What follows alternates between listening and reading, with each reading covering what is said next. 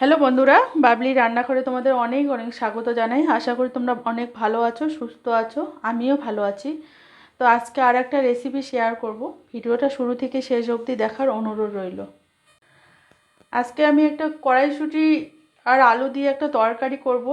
এটা ভাত রুটি দুটোর সঙ্গে খেতে পারবেন।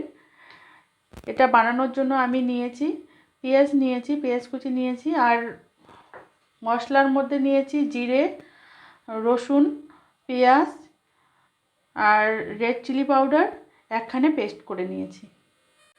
কড়াইটা আমি বসিয়ে দিয়েছি, কড়াইটা গরম হয়ে গেছে। সর্ষের তেলে করব, সর্ষের তেলটা দিয়ে দিচ্ছি।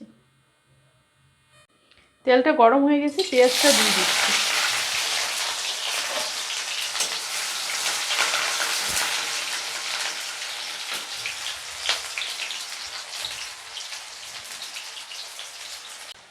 পেঁয়াজটা ভাজা হয়ে গেছে, একটু পাঁচফোড়ন দিয়ে দিচ্ছি।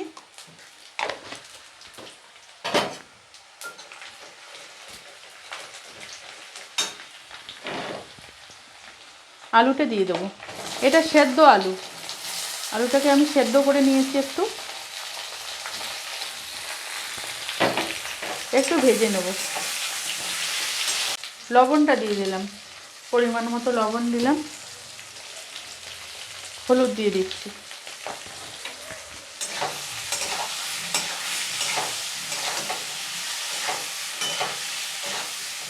কড়াইশুঁটিটা দিয়ে দিলাম।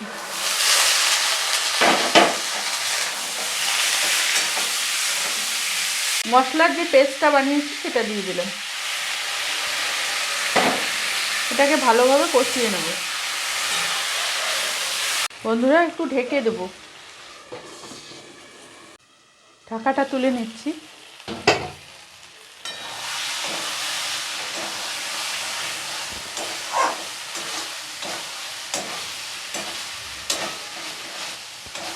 ভালোভাবে কষানো হয়ে গেছে, একটু জল দেব।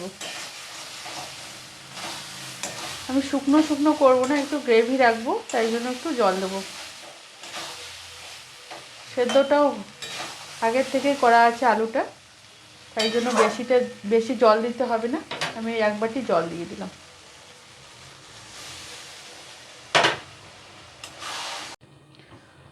বন্ধুরা, কড়াইশুঁটি আলুর তরকারিটি রেডি হয়ে গেছে। আমি ধনেপাতাটা দিয়ে দিচ্ছি।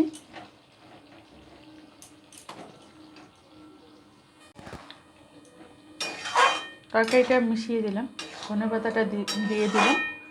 এবার নামিয়ে দেবো। বন্ধুরা, আমি তরকারিটা নামিয়ে নিয়েছি, একটা প্লেটে সার্ভ করে দিয়েছি। আপনারাও এভাবে বাড়িতে করবেন, বন্ধুবান্ধবের সঙ্গে শেয়ার করবেন, ফ্যামিলির সঙ্গে শেয়ার করবেন।